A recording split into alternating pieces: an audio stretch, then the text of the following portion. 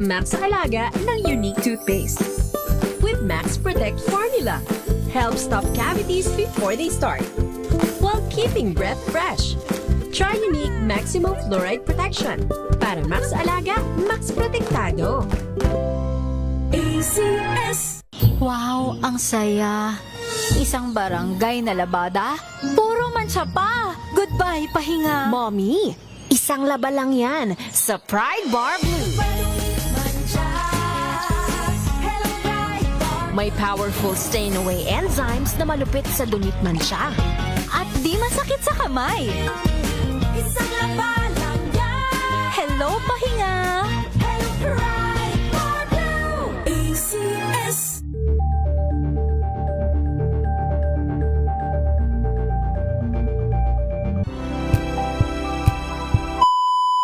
Oras natin sa tindahan ni Aling Nelia na walang discount kahit Mother's Day. 9:06 ng umaga.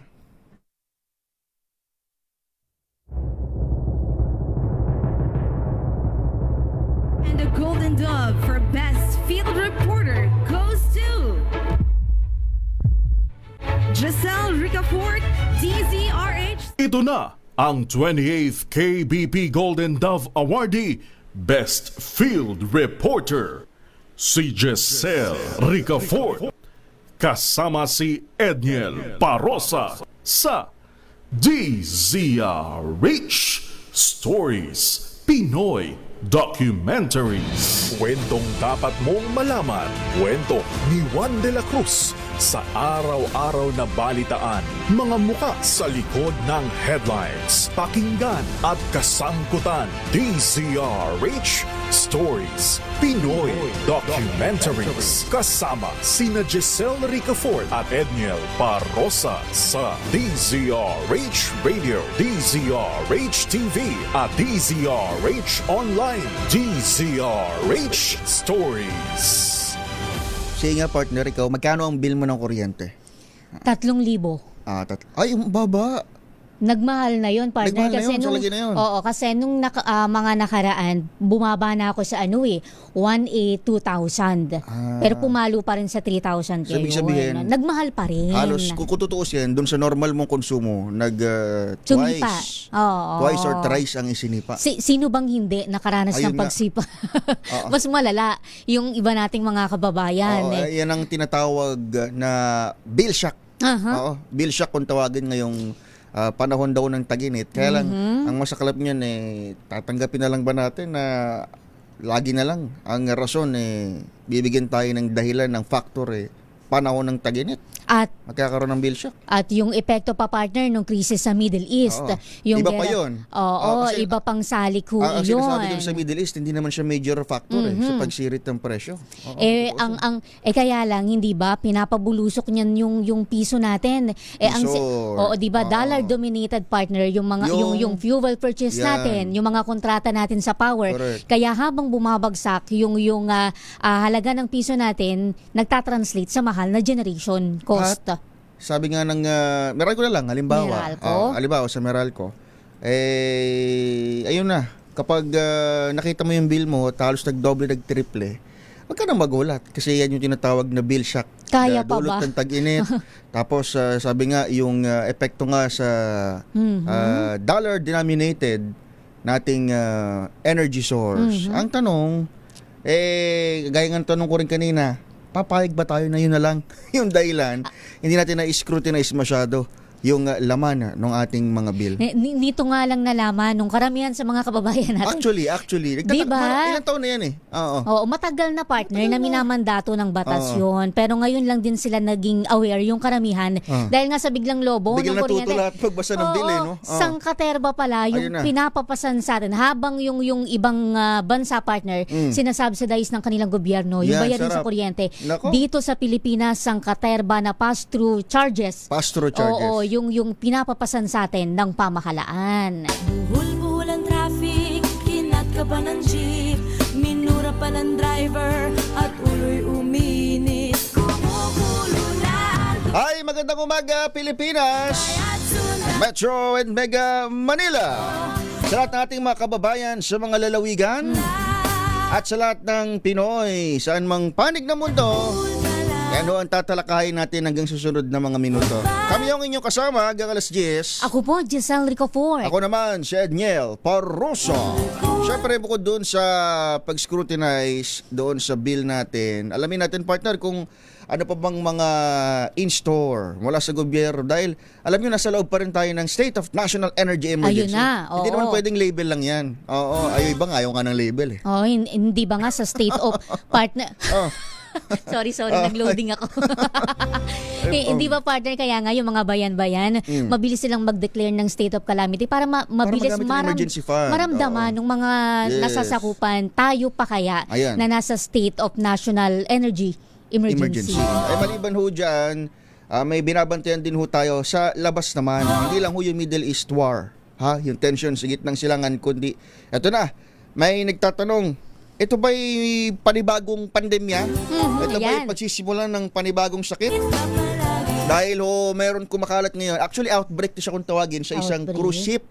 Partner dyan sa Atlantic Ocean. May mga namatay. May mga namatay. Tatlo, kung hindi tayo nagkakamali. At may na-ospital. May mga Pinoy partner nasakay nung same cruise ship. 38. 38 Filipino crew. Bagamat Kamustahin natin nag-negatibo yung- raw partner, Oo. hindi ba? Wala naman daw, hindi Teka. naman daw nadali ng Oo. antivirus. Pero natuto na tayo, partner. At saka sabi na natin, may trauma pa rin tayo. No? COVID-19 pandemic. Kaya si partner nakatutok sa DOH yan eh. Noong 3, 4, 5 years ago. Ngayon, kumustahin natin yung mga lessons learned from the past. At habang wala pa, sabi na natin, hindi naman siya pandemic pa. Eh, ano ba yung mga dapat nating alamin tungkol sa kung tawagin ay hantavirus? At dapat ba natin ito katakutan? Ano bang Gaano sitwasyon kahanda? na ito? Oo, Gaano pwede tayo rin, kahanda? Hindi ba partner? Kung Pilipinas. sakali na magkaroon ng outbreak dito sa lokal. Hindi na raw bago sa Pilipinas uihi ng... Oo. sorry, papasintabi ko sa mga nag-aagahan. Pero mamaya tatalakayin din ho natin. Diyan lang ho kayo. Alam niyo ho, marami hong isyong mga nagpapainit na ulo. Pero relax lang. Gawin niyo ho kaming background hanggang alas 10 ng umaga. Sa ating pagbabalik, kausapin natin Energy Regulatory Commission. At sa kabilang topic naman, partner, meron tayong special ding makakasama. Isang, Ang public health expert si Doc Tony Liachon. Ayun. Ayan, tatalakayin ho natin iyang campaign sa jingle. hantavirus. Hindi, sorry, iba pala yun. Iba? Iba yun. Oh. Standby! 9:12 ng umaga.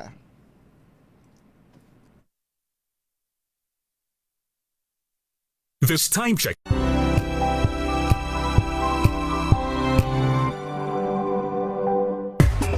Galalala Falcon! Galalala Falcon! Ang bango ng sampayan, tara na magsayawan! Calafabcon, amoy nakaka-joyful.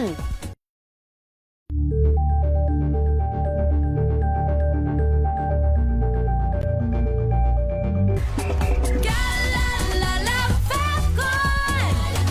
Galalala Falcon! Ang bango ng sampayan, tara na magsayawan! Calafabcon, amoy nakaka-joyful.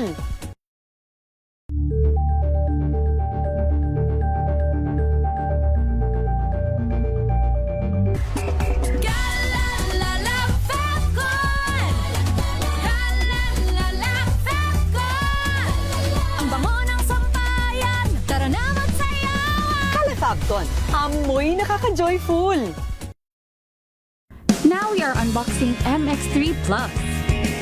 Plus because it has Garcinia mangostana, plus L-carnitine and CoQ10. Each box contains 30 vegetable capsules. And you can get them in leading drugstores nationwide and online in Shopee, Lazada, and mxvph.com. Mahalagang paalala, ang MX3 Plus ay hindi gamot at hindi dapat gamiting panggamot sa anumang uri ng sakit. Galalala Falcon! Galalala Falcon! Ang bango ng sampayan, tara na magsayawan! Calafabcon, amoy nakaka-joyful.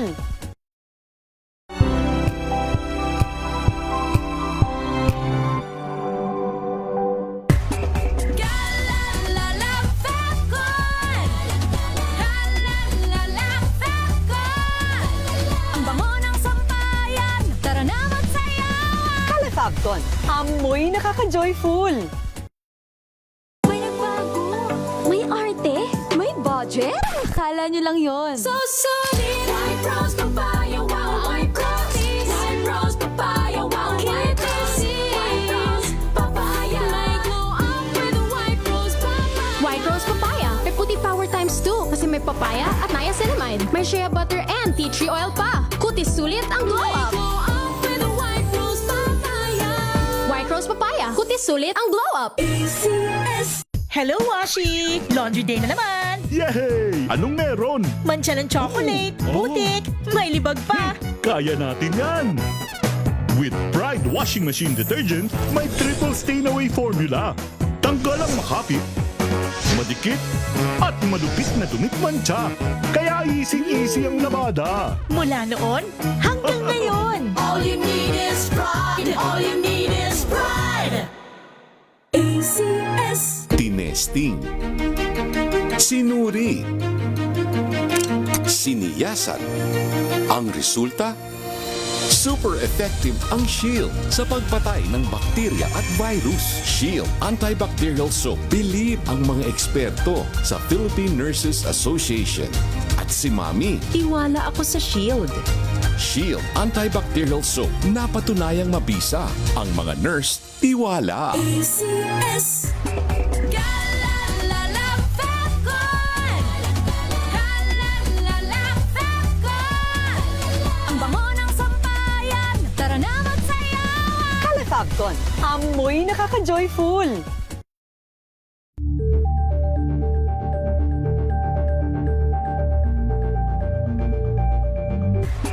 Galalala Fecon! Galalala Fecon!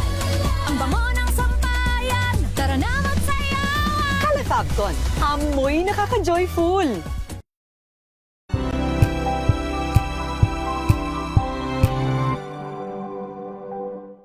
Maagang balitaan, maagang usapan sa mga issue at balita. Kasama si Kuya Angelo Palmones sa Magandang Umaga Pilipinas. Mula Lunes hanggang Biyernes.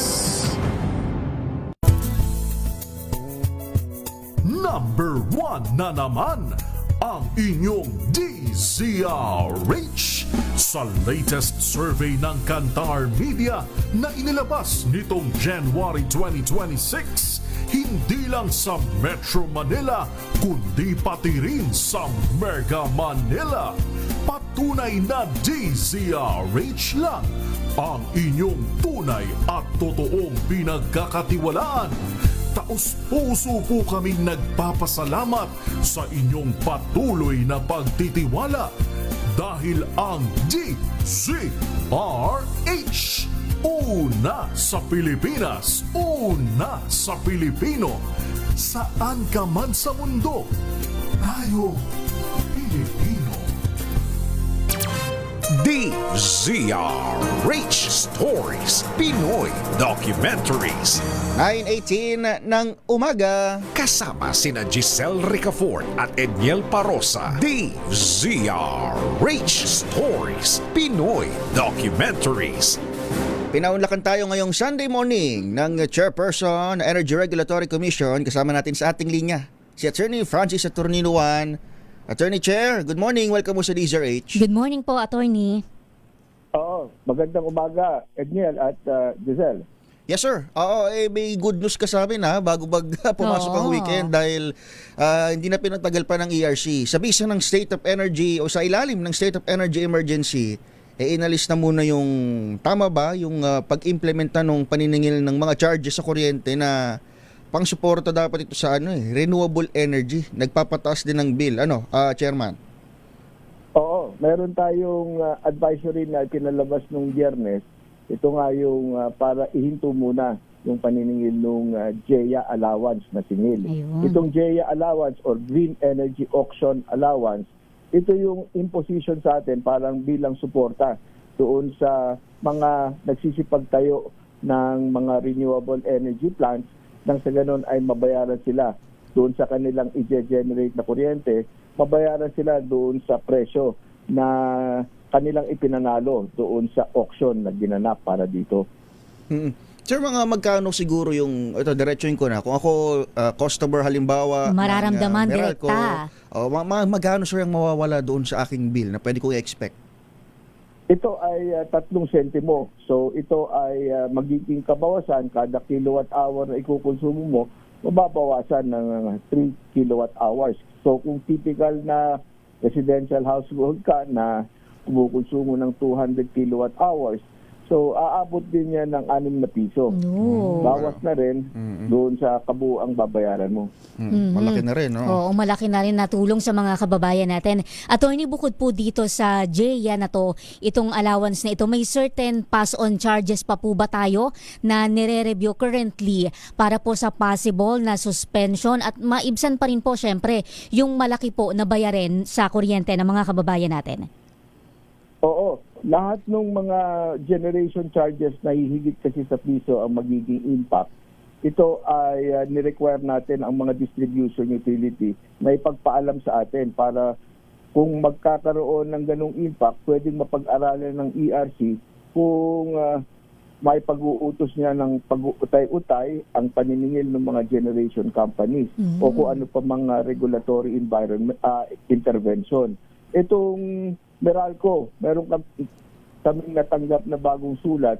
Mayroon nga din silang ini-expect na pagtaas sa kanilang singil para sa generation. So ito ay naaral natin at baka sa Lunes ay meron kaming magawang desisyon para sa pagpapababa nung masisingil nila in the meantime para hindi naman sumabay-sabay doon sa mga pagtataas pa ng ibang components ng bill. Ibig sabihin, yung sulat nila sa inyo, malamang higit piso yan, ano, attorney?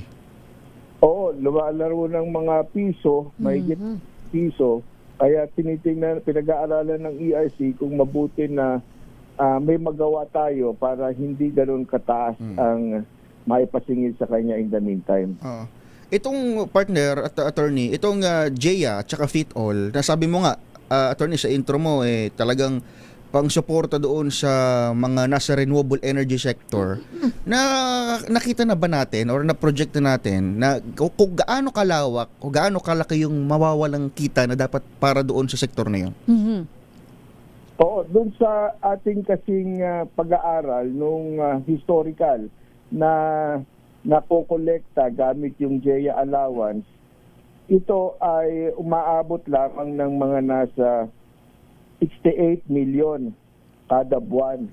Kasi nagsimula naman yung paniningil nito nung simula ng taon.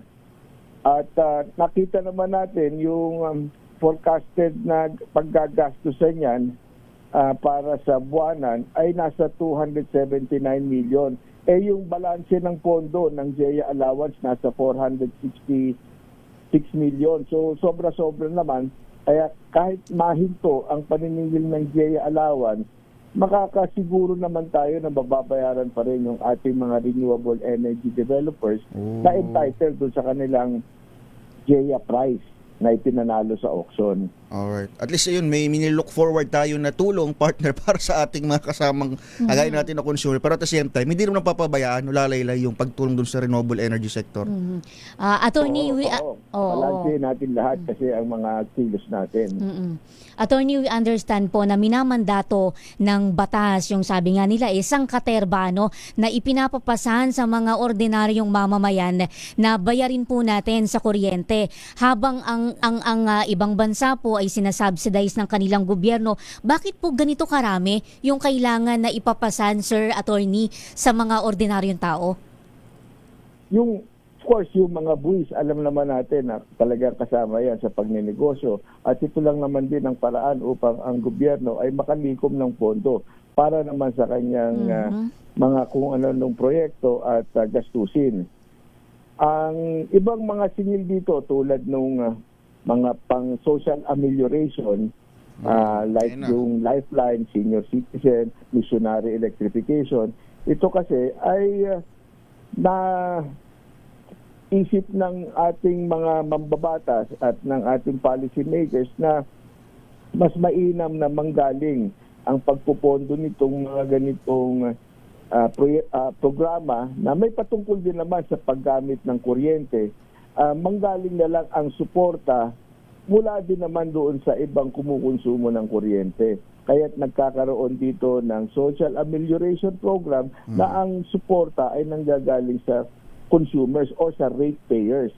Kung ang naging desisyon naman ng gobyerno ay ang gobyerno ang sasagot ng mga gastusin para dyan, ang mangyayari naman yung pondo para dito, hindi man manggaling sa mga nagbabayad ng electricity rates nila, pero manggagaling naman yan sa lahat ng mga taxpayers. Kasi saan naman kukuha din ng gobyerno kundi sa mga buwis na kanyang malilikom mula sa lahat ng mga pupwedeng buwisan. So sa ngayon, attorney, habang nag-uusap tayo ngayon, hindi ba tinatalakay sa mesa ng ERC itong medyo pagsuspend na rin muna doon sa mga lifeline charges na kung tawagin, ay sabi mo nga, makatutulong naman din eventually, o nakatutulong na nga doon sa ating nasa 4Ps, o yung mga nasa ating senior indigent, citizens, yung mga certain sector. Walang gano'n, walang pag-aaral na alisin siya. Sa ngayon ay wala dahil nga ito ay minando ng batas. Mandated ng law. Nasa batas yan na dapat naming sundin lang din. Ngayon, nasa sa Kongreso naman yan kung ayaw na nila na ipasagot sa ating mga consumers yung gastusin para dyan, nasa sa kanila na tanggalin na yan sa pamamagitan ng pagre-repeal ng batas. Kailangan din i-repeal ang law. Oo, dahil attorney, parang sa Kongreso, yung ilan nating lawmaker, meron na rin silang proposal partner na yung ganitong mga sinisingil po sa mga customer, imbes na sa atin, ipasagot doon sa mga power company. Oo. Yung ganyan naman ng mga ganyan mga panukala, mainam yan kung talaga naman na ang ating mga power companies ay ma-absorb nila yung gastusin nila. Kasi gastos yan. And dahil yan ay gastos na minandato ng batas, pwedeng masabi na yan ay just and reasonable cost na po pwede naman nila na mabawi sa pamamagitan ng kanilang singil, sa pamamagitan ng pagtatakda ng ERC sa kanilang distribution charge. Ang mangyayari, inabsorb nga nila, pero itataas naman kalaunan yung kanilang singil. So, nawawala pa dito yung transparency. Kasi ngayon, dito sa mga current na programa natin ng Lifeline, makikita talaga natin sa bill. Sa bill, yung binabayaran natin, at saka yung distribution utility, walang additional nakikitain dyan dahil purely pass-through ang mekanismo. Tama. Yun naman siguro dapat maipaintindi natin sa mga kababayan natin, partner, na kung i-repeal yung law at aalisin yung pass-through charges na yan, ang mangyayari, kung ipapapasan pala rather doon sa mga kumpanya, ang mangyayari, maniningil sila ng mas mataas. Mas mahal. At saka mas hindi magiging transparent, gaya na in-explain ni Attorney Juan. Sila na maniningil, hindi pa transparent. Wala na bang win-win solution doon, partner? Yun ang win-win siguro, yung pass-through na lang. Dadaan na lang sa kanila. Ang ano rin talaga, ang talagang mga solusyon natin dito ay long-term na makapagpahitaya tayo ng mga puhunan, mamumuhunan sa ating generation, transmission, distribution, nang sa ganun ay magkaroon tayo ng enough na kapasidad. Kung ang ating generation kasi ay bukas sa kompetisyon, kung may sobra-sobra tayong kapasidad o supply, mas magiging competitive yung sektor na yan at mas magpapababaan yung mga stakeholders sa generation. Diyan natin makikita yung pagbaba sa singil. Pero yan ay hindi talaga mangyayari overnight. At kung ang gagawin naman natin sa kasalukuyan, ay pipigilan natin ang pagbawi ng reasonable cost at yung reasonable return sa pamumuhunan nila, abay sa kalaunan wala namang mamumuhunan na sa additional capacity at magkakaproblema tayo sa supply in the future. Alright, attorney, ngayon medyo kahit papaano nasasagot naman natin yung issue ng pass-through charges na laging issue lang naman talaga dahil syempre partner, ang tao nakaranas ng bill shock. Nabulaga. Mataas talaga. Bill shock talaga. Naiintindihan talaga natin na talagang aaray. Maski naman kami na nasa ERC, kami nagbabayad din ng singil ng kuryente at may kataasan talaga tapos wala namang nababago doon sa sweldo namin. So talagang naintindihan namin yung mga hinaing, mga reklamo ng ating consumers. Alright. Sir, having said that, pag uusapan natin sa Senado, partner, itong bill shock kung tawagin, ipagtaas ng presyo ng kusingil sa kuryente. Meron magiging pagdinig sa Martes. Yes. Handa nga tayo doon ng ating presentation at yung paper na isusumitin natin sa Senado.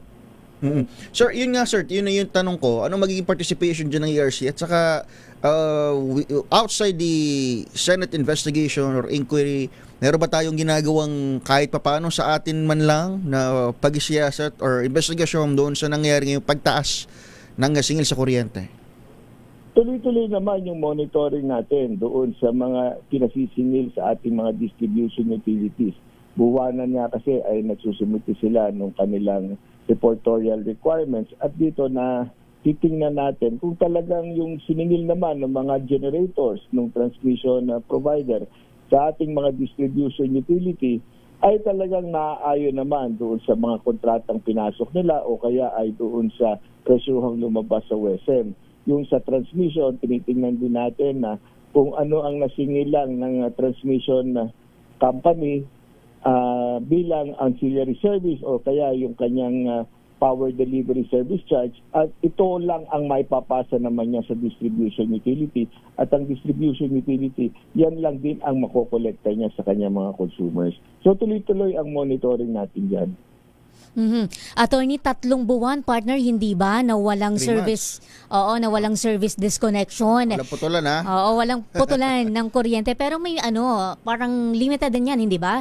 Limited dun sa mga, parang may limit din kung sino yung mga qualified, attorney. Hindi, nilabas natin yung isa pa na advisory buti na banggit mo para malaman din ng ating mga kababayan na naglabas din ng ERC ng kautusan na walang putulan muna sa loob ng 3 buwan. So kasama dito yung ating mga residential and non-residential customers. Pero of course, hinihikayat natin ang lahat na kung kaya naman bayaran na lang dahil kailangan din ng ating mga utilities na makapagbayad doon sa mga pinagkunan nila ng kuryente, ng supply. Nang sa ganon, lahat naman din ay patuloy na makapag-ooperate. Tapos, kasama doon sa advisory natin, yun namang pag-uutay-utay. So, minandate na natin na kapag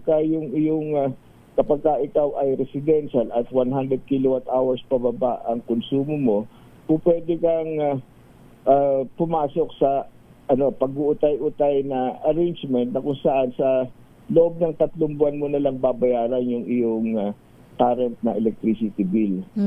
Attorney, paglilinaw lang dun sa huli mong sinabi, itong pag-uutay-utay na option natin for payment ngayong batay dun sa inyong advisory, need pa ba tong hindi ba to automatic o need pa talagang i-apply? Kasi mukhang sa Meralco side, bago ma-avail ng mga customer nila yung utay-utay na pagbabayad, kailangan pang i-inform si business center para maging effective. Hindi naman.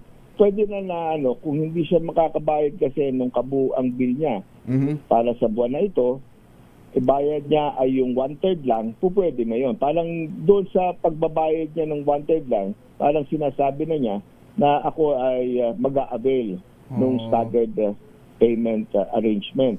So, ang mangyayari lang, ngayon 1/3, pero sa next month, yung iyong current na bill for that month, ikakarga naman yung susunod na yung doon sa mga susunod hanggang sa mabayaran.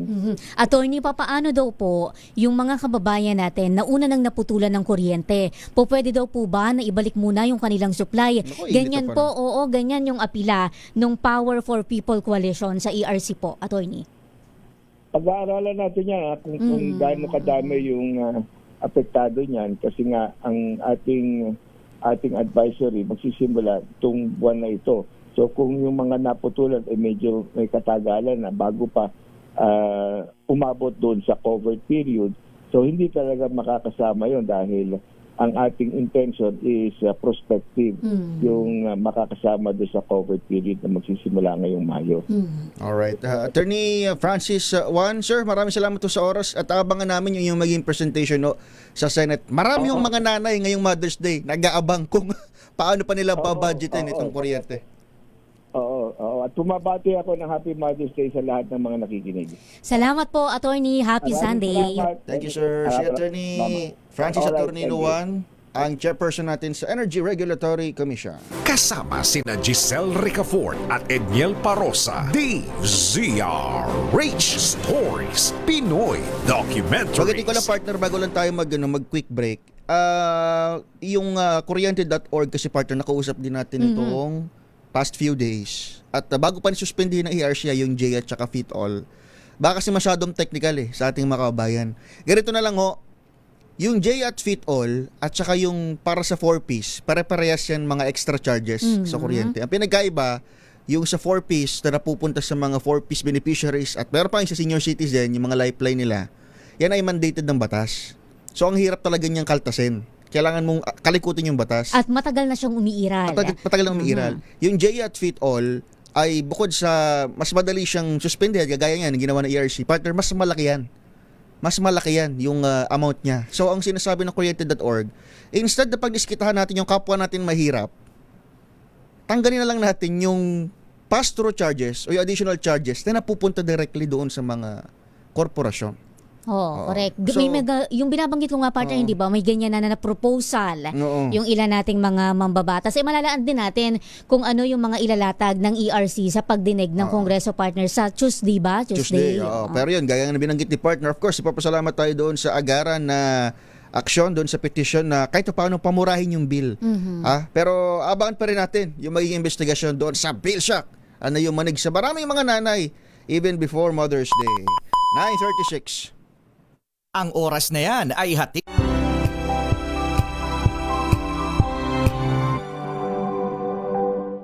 Maulan man, no worries na amoy kulog ang damit. Charm Fabcon, bangong kumakabloom, tanggal amoy kulog sa bango ng Charm. Kaya gamit ko Charm Fabcon with Bloom Fresh technology. Kills 99.9% of kulob-causing bacteria. May aroma burst pa of thousands of flowers and berries. Ang sampay sa loob, no amoy kulob. Bangong kumakabloom sa Charm. Charm Fabcon. ACS.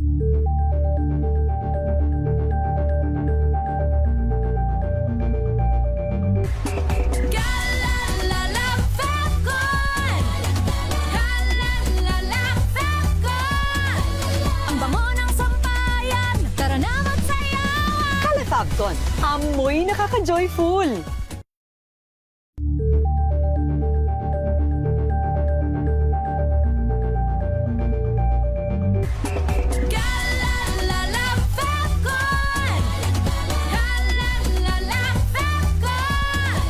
Ang bango ng sampayan, tara na magsayawan. Kala Fabcon, amoy nakaka-joyful.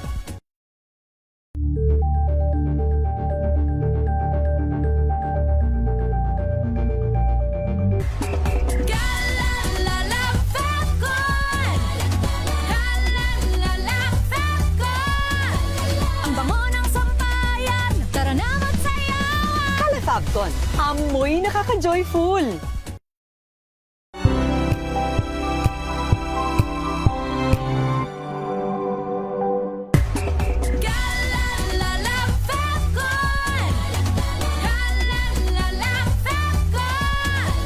Ang bango ng sampayan, tara na magsayawan. Kala Fabcon, amoy nakaka-joyful.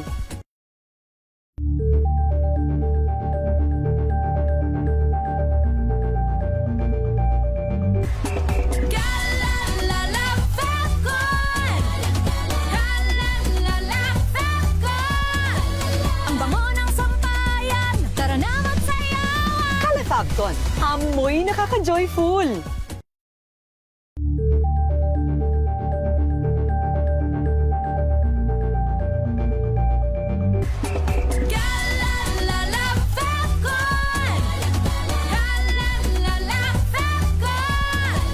Ang bango ng sampayan, tara na magsayawan. Kala Fabcon, amoy nakaka-joyful.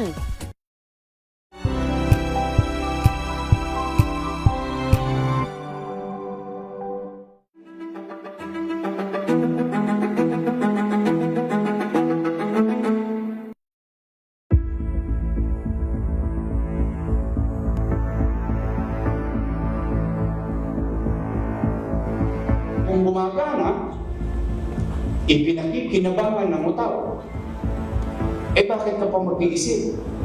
Di mangungka ka na lang. What's ironic about this? Itutuloy na lang. If your tax base is horizontal, you don't need to go vertical. Mag-demand kayo. You should demand. Mag-demand kayo. Better services, better leaders. And this is not an advocacy. We mean it. We practice it.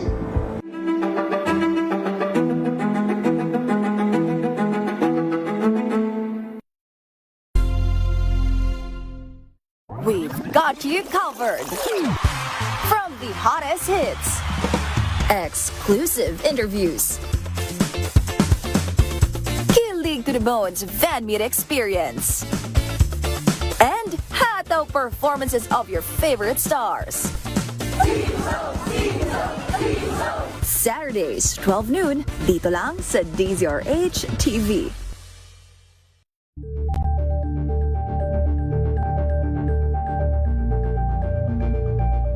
Curious ka ba sa maraming bagay? Kami na ang bahala dyan. Aalamin, tutuklasin at bibigyang linaw namin ang mga katanungang bumabagabag sa inyong isipan. Sa programa kung saan ang bawat sagot ay galing lamang sa mga eksperto. Ang Expert's Opinion, tuwing linggo 3:00 ng hapon, dito lang sa DZRH TV.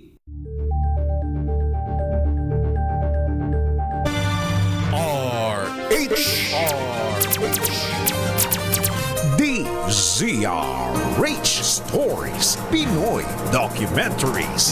Oras natin, Pilipinas, 9:41 ng umaga. Kasama sina Giselle Ricafort at Edniel Parosa. DZRH Stories, Pinoy Documentaries. Nako, na-miss ko tong kausapin, partner. Isa sa mga pinaka-sensible na tao sa balat ng Earth ngayon. Oo. Suking-suki natin lalo, partner, noong pandemya. Pero partner, nakakatawa dito kay Doc Tony kasi kahit off-air, ang magiliw siyang mabilis sumagot kahit nasa abroad yan. Hindi, tsaka partner, yung pag-i-impart ba ng itulong niya na yun Yung pag-i-impart ng knowledge o kung naman doon sa kanya kailangan field. ng mga kababayan natin. Alright. Kasama natin sa ating linya, public health expert, si Dr. Tony Leachon. Doc Tony, good morning. Welcome ulit sa DZRH. Good morning, Doc. Good morning. Happy Sunday and Happy Mother's Day sa lahat ng mga ina ng tahanan sa araw na ito. Magandang araw po sa inyong lahat. Yes, sir. Happy Mother's Day din ho. Kasama ho si Edniel tsaka si Giselle. Sir, medyo hindi na pag-uusapan itong nagdaang 1-2 linggo dahil puro tayo politika. Ayun. Pero hindi naman siya nananakot.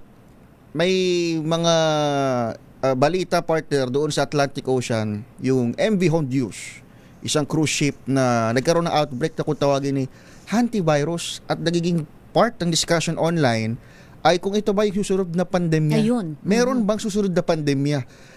Doc Tony, ano ba itong hantavirus na ito? Baka bari mo kaming matulungan na maipaliwanag sa ating publiko. Napakagandang topic.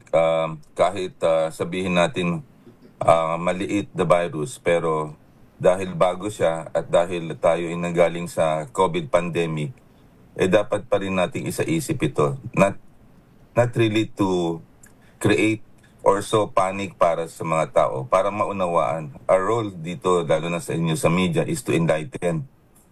Ang hantavirus ay sumikat dahil dun sa mga tripulante na 38 sila.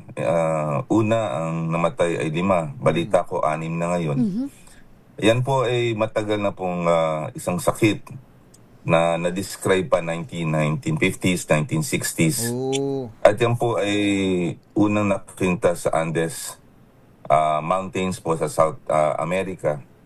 At yan ho ay may kahintulad para sa leptospirosis. Pero hindi ho ganyan ang mode of transmission. Siya po ay nakukuha po sa ihi ng mga affected rodents. Rodents po, yan po ay mga daga. Oo. Opo. At pwede po siyang mahawa when it get into your body, either to break in the skin or pag may human-to-human transmission, pwede rin po siyang maibuga sa inyo. Kasi instead, nasa leptospirosis, ang inaatake nito ay liver at saka kidneys, resulting in kidney failure. Itong hantavirus na to, na virus na galing ho sa ihi ng mga daga, ay umaatake po sa lungs. Kaya ang tawag sa kanila ay HPS, Hantavirus Pulmonary Syndrome. Ang palibula ay parang any other virus problem na may lagnat ka, may muscle pain, tapos meron kang ubo. At yung ubo na yan na nagkokos ng problema nila, na nagkokos ng pneumonia and then pulmonary failure. Ngayon, apektado nito, hindi buong mundo na dapat tayo magpanik kasi ang kumakalat po pagka naging pandemic ay yun pong galing sa katulad ng COVID, yung nanggagaling sa ubo na pwedeng or ang transmission mo ay droplets, ubo. Yan ang kumakalat. 1918 pandemic, dalawa lang naman yung global pandemic natin. 1918, Spanish flu, influenza. Ito yung flu until na nagkaroon ng bakuna. And then COVID pandemic na out of China nanggaling na ang paghawa sa atin. During the time when I was National Task Force Advisor, ang paghawa natin ay kaya ang takip natin ay mask ay dahil ang hawa nito ay sa pamagitan ng pag-ubo, droplets at saka mga saliva.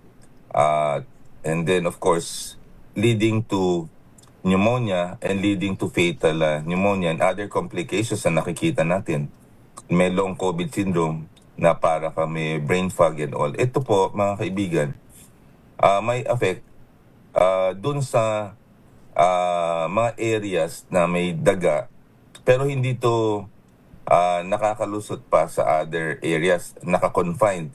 Dahil yung vapor na yan, may mga daga na may virus na to at hindi siguro nakapaglinis at ang mga tripulante na 38 na OFWs natin naapektuhan po nito at sila po ang nadadali at may mortalities na. Pero hindi ito will escalate katulad po ng sinabi ng World Health Organization na magiging pong global pandemic. Hindi po, this can be contained.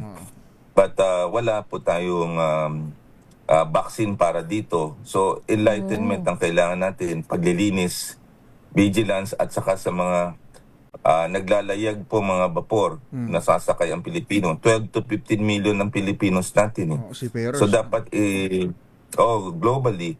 So dapat maglinis po tayo ng ating vessels, boats, pagsasakay tayo kasi it might affect siyempre yung mga nandiyan. But it cannot escalate. I want to say this based on the WHO advisory, not with the capacity to be a global pandemic. But we should be worried kasi sa dami ng nagiging sakit na bago, gusto natin maintindihan considering ang impact na ito sa Filipino healthcare workers natin, Filipino workers abroad.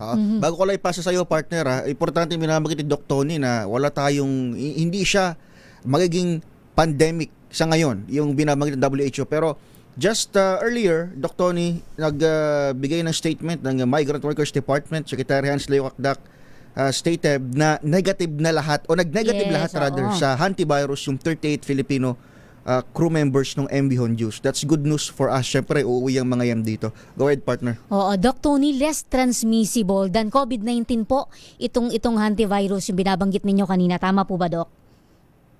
Tama po, maliwanag po yun. Mako-continue to through our hygiene at ang pag-iingat, lalo na sa ating mga tripulante po. So, maganda po itong pagdidiscuss na ito para to settle the issue once and for all po.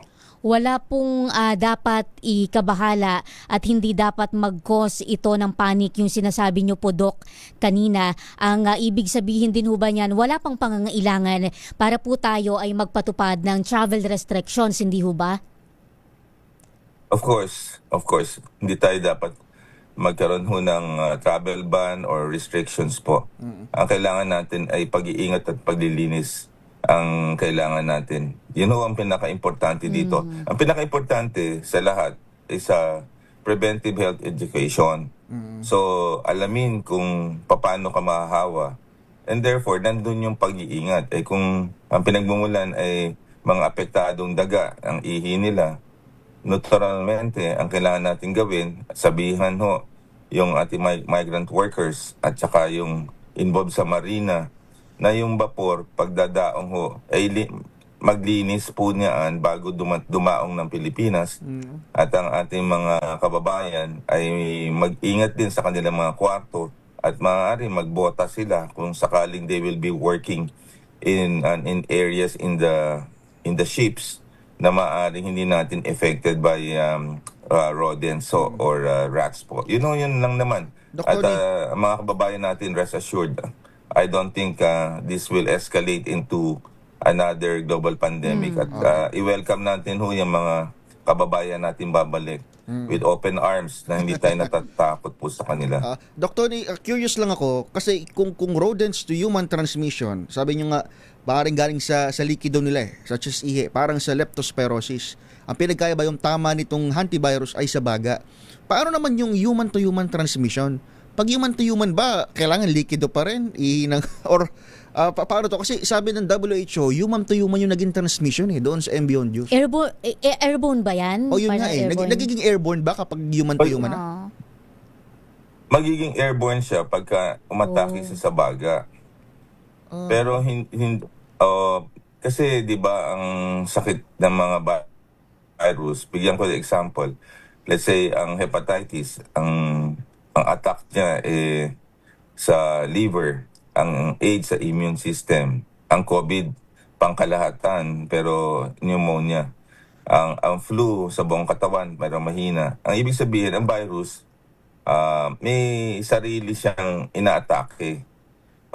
Ngayon, let's say itong dengue. Ang dengue naman through the platelets, kaya namamatay po kasi ito po para siyang ang leptospirosis po bacteria. Ang behavior niya kaya antibiotic po kasi sa penicillin po ang drug of choice po pagka leptospirosis. Pero ang paghawa po kasi ang transmission parang sa daga din ang gagaling sa ihi or droppings nila o likido, no? Pero ang pinupuntahan kasi na nagiging fatal kung doon ho nagkaroon sila ng ubo at maaring lumipat-lipat. Pero hindi kasi siya highly transmissible katulad ho ng measles at ng COVID na pwedeng manghawa in one given time ng 30 tao pagka nabahinan mo. Kaya ang protection lang nito, nung sila dahil nasa enclosed space sila, nasa vapor, magkakahawahan talaga sila. At kaya hindi nakapanghawa kasi isolated sila sa dagat So, if they were, let's say, in an area na 38 yan ay bumaba at dumaong sa isang lugar, siyempre, ang mga OFW, bumababa din po yan para magbaba ng kagamitan. At lumabas sila, let's say, nagpunta sila sa market para mamalengke ng pagkain o gulay, maraming nahawa. It's just so happen na nangyari nung naka-confine sila in that particular at gumaling sila ng kusa just like any other virus na gagaling din pagka nakapagpahinga, nakapag-fluids at nabigyan ng supportive measures. Yun po ang gusto nating ipaunawa sa ating mga kababayan. Dok, ang pinakamahalagang tanong po ngayon, kung sakali man, yung possibility po na magkaroon ng outbreak ng hantavirus dito sa Pilipinas, handa ba yung gobyerno natin? Kakayanin ba natin yon? Yes, kakayanin natin. Sa pinagdaanan natin almost 5 taon sa COVID virus, I think kakayanin natin yan.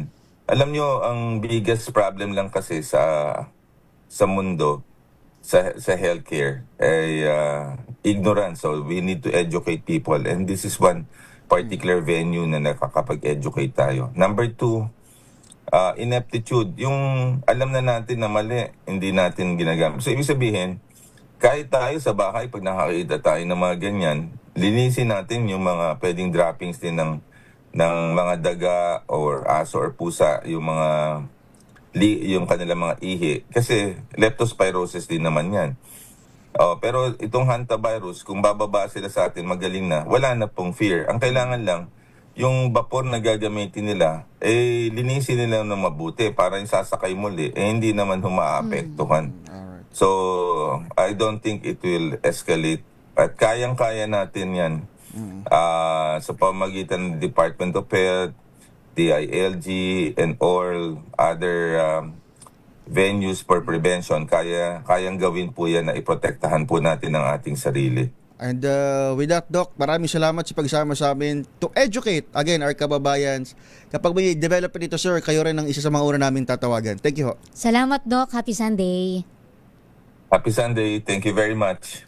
At yung public health expert si Dr. Tony Liachon. 5 minuto bago mag-alas 10.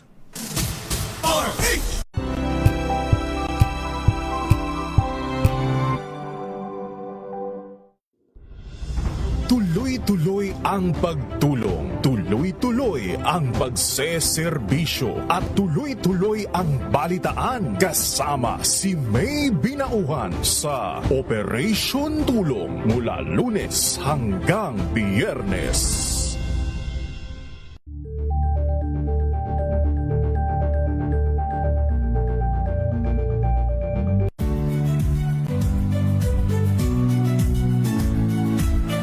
Magandang araw mga kaibigan. Ito po ang inyong balerina ng bayan, si Lisa Makuha Elizalde, na nag-aanyaya sa inyong samahan kami at ang aming mga espesyal na panauhin para sa kalahating oras ng masayang kwentuhan sa aming programang Art to Art, kung saan ang usapang sining at kultura ay para sa lahat. Huwag kaliligtaan, tuwing linggo, alas 3:30 ng hapon, dito lamang sa DZRH Radio, DZRH TV, at via online streaming. Number 1 na naman ang inyong DZRH sa latest survey ng Kantar Media na inilabas nitong January 2026. Hindi lang sa Metro Manila, kundi pati rin sa Mega Manila. Patunay na DZRH lang ang inyong tunay at totoong pinagkakatiwalaan. Taos-puso po kaming nagpapasalamat sa inyong patuloy na pagtitiwala dahil ang DZRH, una sa Pilipinas, una sa Pilipino. Saan ka man sa mundo, tayo Pilipino. Tambalang Anthony Taberna at Jerry Baha ang gigising sa inyong umaga dahil lalatay ang humahagupit na diskusyon at komentaryo Lunes hanggang Biyernes sa 2x2.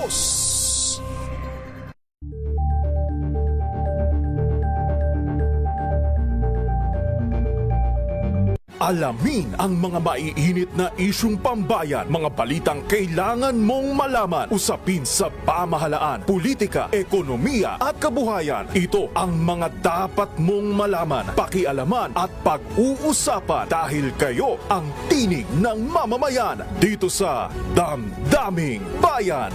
Live sa DZRH Radio, DZRH TV at DZRH Digital. Kasama sinalakay Deo Macalma at Elaine Apit. Araw-araw, Lunes hanggang Biyernes. Damdaming Bayan.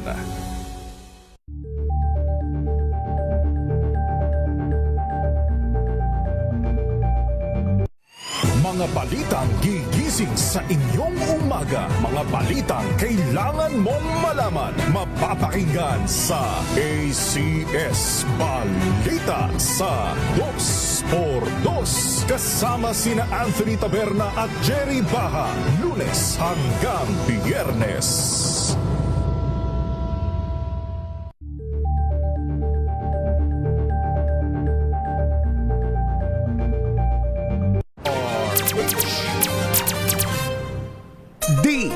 DZRH Stories, Pinoy Documentaries.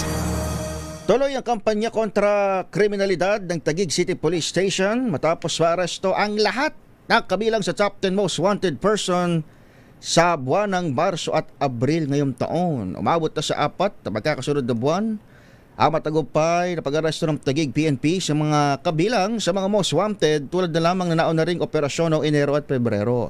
Ayon kay Taguig Police Chief Police Colonel Julius Año Nuevo, bunga ito ng mas pinaigting na koordinasyon ng mga police unit at suporta na rin ng lokal na pamahalaan ng Taguig sa ilalim ni Mayor Lani Cayetano. Kabilang sa mga kasong kinaharap ng mga naaresto ay murder, rape, carnapping, robbery, acts of lasciviousness, attempted homicide, qualified sexual assault at paglabag sa Comprehensive Dangerous Drugs Act of 2002.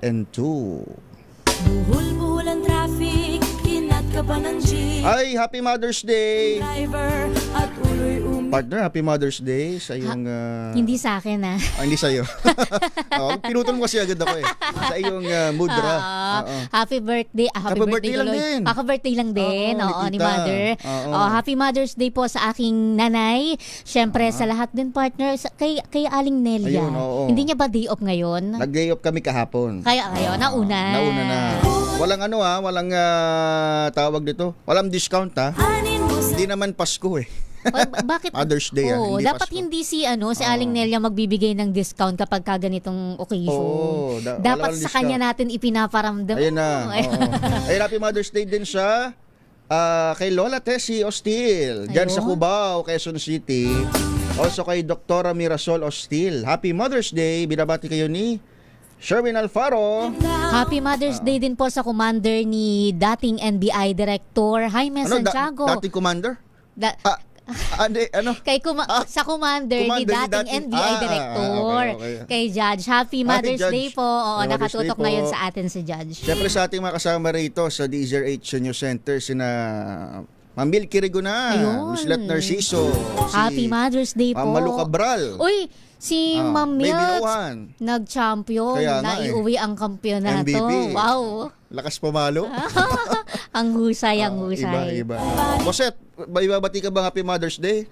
Yung ina ng iyong magiging anak?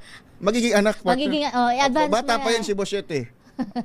Huwag kumakaway ng ganyan. Baka daw mabalis. Baka mabalis. Kayo naman. Ayan, sa lahat ho ng mga ilaw ng tahanan, mabuhay ho kayo.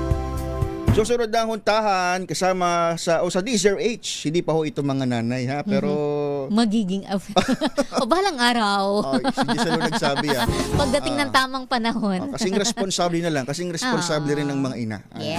Sila Josa Cruzat at Wina Perlesoro. Kami yung nakasama ngayong umaga. Ako po, Giselle Ricafort. Ako naman si Edniel Parrosa. Alas 10:02 ng umaga.